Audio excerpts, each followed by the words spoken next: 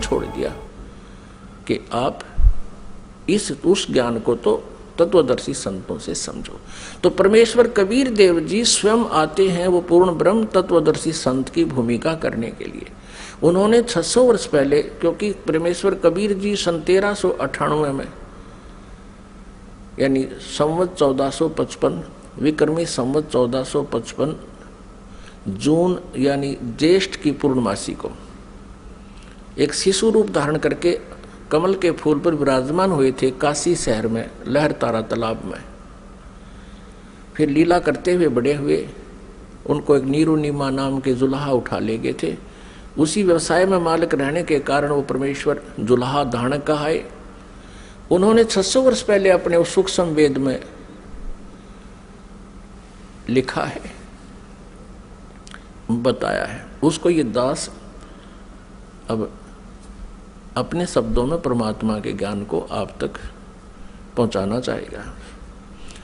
परमेश्वर ने बताया है कि सबसे पहले केवल अकेले पूर्ण परमात्मा थे, कबीर देव थे। वो अनामय लोक में रहते थे, अनामय, और परमात्मा अकेले थे। उसके बाद परमेश्वर ने अन्य 3 लोकों की और रचना की। अकय लोक से नीचे वाला अनाम्य लोक कहो चाहे अनामी लोक कहो, अकय लोक कहो। अकय लोक से नीचे अगम लोक है, उससे नेक्स्ट अलख लोक है, और फिर उससे जो तीसरा स्थान नीचे सत्यलोक है जिसको सनातन परमधाम कहते हैं। और सत्यलोक में परमात्मा सत्य पुरुष नाम से विद्यमान है। एक ही परमेश्वर ने अपने अन्य 3 रूप और बनाए। तो इस प्रकार प्रत्येक लोक में परमात्मा अलग अलग नामों से अलग अलग स्थिति से स्वयं ही विराजमान हुए। अब सतलोक के अंदर सृष्टि रचना प्रारंभ की। अपने आत्माओं जैसे केवल पृथ्वी लोक पर ही, इस पृथ्वी ग्रह पर ही सृष्टि जो है विद्यमान है, और अन्य ये जितने ग्रह हैं, मंगल ग्रह, बुध ग्रह, ये शनि ग्रह, ये सब खाली पड़े हैं। इसी प्रकार सतलोक के अंदर परमात्मा सत्य पुरुष कबीर देव जी, जिसको परम अक्षर ब्रह्म भी कहते हैं, उन्होंने वहां सतलोक में रचना शुरू की। एक वचन से 16 द्वीप बना दिए, 16 द्वीप, और फिर एक एक वचन से एक एक पुत्र की उत्पत्ति कर दी। उन 16 पुत्रों को प्रत्येक द्वीप में रहने का आदेश दे दिया, और अपने उन 16 पुत्रों में से एक पुत्र का नाम अचिंत है। अचिंत से कहा कुछ समय के उपरांत आगे सृष्टि रचना करो। परमात्मा ये दिखाना चाहते थे उन पुत्रों को कि समर्थ के बिना कोई भी प्रयत्न करता है वो सफल नहीं होता। कहते हैं ना, जिसका काम उसी को साजे और करे तो मूर्ख बाजे। अचिंत ने अपने वचन से एक व्यक्ति उत्पन्न किया, उसका नाम रखा अक्षर पुरुष। अब उस अचिंत ने अपने द्वारा उत्पन्न पुत्र को वचन से जो उत्पन्न किया था उसको ही अविनाशी पुरुष मान लिया, उसको अक्षर पुरुष नाम से संबोधित किया, और उसे कहा कि तू मेरा सहयोग करना सृष्टि रचने में। वहां परमात्मा ने प्रत्येक द्वीप में जब द्वीप रचना की, प्रत्येक द्वीप में मान सरोवर की भी रचना की। एक अलग से मान सरोवर भी, कॉमन मान सरोवर भी रचना की। तो वो अक्षर पुरुष मान सरोवर में जाके नहाने लगा। नहाते नहाते गहरा चला गया और वहां वो पानी में ही सो गया, निंद्रा आ गई। अपनात्मा सतलोक के अंदर श्वासों से शरीर नहीं है। बहुत समय तक वो बाहर नहीं आया। तब परमेश्वर कबीर देव जी ने उसी जल से जल लिया हाथ में, अपनी वचन शक्ति से उसको जादूगर की तरह एक अंडा बना दिया। उस अंडे में एक जीवात्मा प्रवेश करती, उस अंडे को छोड़ दिया उस मानसरोवर में, वो गड़गड़ गड़गड़ करता हुआ नीचे पहुंचा।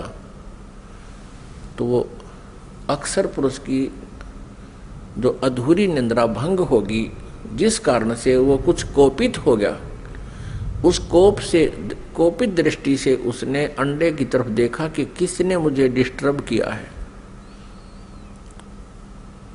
उस कोप से वो अंडा फट गया, अंडा दो भाग हो गया, उसमें से ये ब्रह्म निकला।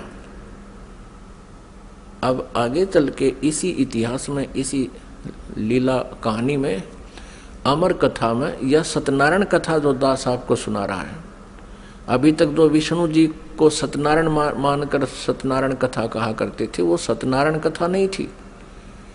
अब ये है सत्यनारायण कथा। सत्यनारायण माने अविनाशी भगवान की कथा। तो उसमें से ये ब्रह्म निकला। आगे चल के आप 3 प्रभुओं से परिचित होंगे जो ब्रह्मा विष्णु महेश जी से भिन्न है। एक सर्वब्रह्म, इसको सर्वब्रह्म भी कहते हैं, सर्वब्रह्म।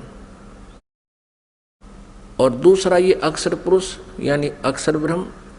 ये अक्षर पुरुष कहो तो अक्षर ब्रह्म कहो। और अंडे से निकला ये सर्वब्रह्म, सर्वब्रह्मन नाशवान, क्योंकि अक्षर पुरुष को तो अचिंत ने नाम दे दिया कि तो अविनाशी व्यक्ति उत्पन्न कर दिया मैंने, अक्षर पुरुष। अब वो स्वामी जितना हो जाता है फिर वही पुरुष प्रभु, पुरुष माने प्रभु भी कहते हैं। तो अक्षर पुरुष कहो या अक्षर ब्रह्म कहो, एक ही के 2 पर्यायवाची नाम है। इसी प्रकार सर पुरुष कहो, ये ब्रह्म जो अंडे से निकला ये सर पुरुष है, इसको सर ब्रह्म कहो, इसके पर्यायवाची नाम है। इसको ज्योति स्वरूपी निरंजन भी, काल भी, ये ब्रह्म ही आगे चल के काल भी कहा जाएगा।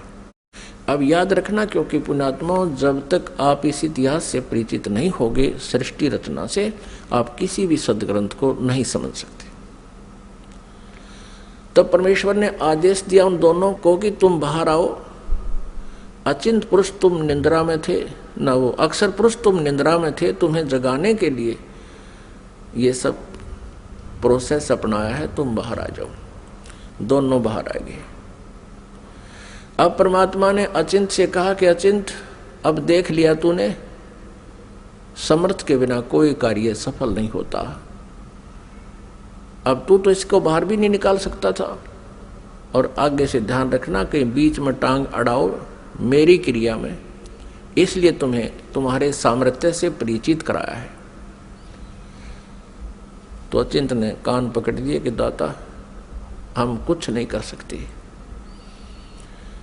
अब परमेश्वर ने आदेश दिया उन दोनों को, किसको? सरपुरुष अर्थात जिसको सरब्रह्म भी कहते हैं, जो आगे चल के ब्रह्मा विष्णु महेश का पिता सिद्ध होगा इसी कथा में। सरपुरुष और अक्षर पुरुष को दोनों से कहा कि तुम उस अचिंत के द्वीप में रहो। इन दोनों ने आज्ञा का पालन किया। और तीनों कौन? अचिंत, अक्षर पुरुष और सरपुरुष, जिसको सरब्रह्म भी कहते हैं। और यहाँ हम सीधी भाषा में उसको ब्रह्म भी कहने लगे। आगे डिफाइन करेंगे ब्रह्म क्यों कहने लगे।